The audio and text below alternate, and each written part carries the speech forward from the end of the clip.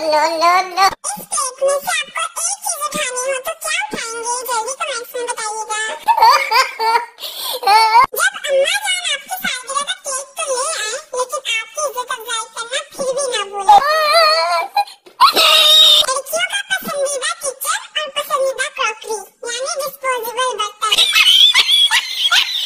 बस मैंने सोच लिया है कि मैं बड़ी होकर मैं प्रोफेसर बनूंगी और आसान पेपर बनाकर बच्चों की दुआएं लूंगी। दिल की गहराइयों से ईद उल अज़हा का इंतजार करें, फिलहाल सब्जी और दाल पर गुजारा करें। लगता है इनमें से एक बीवी है और दूसरा शोहर है, जो बीवी की बातें सुन सुनकर पक गया है।